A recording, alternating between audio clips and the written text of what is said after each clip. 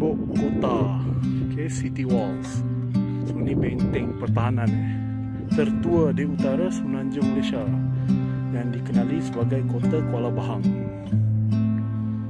Okay, korang boleh baca lah nanti pause dan baca.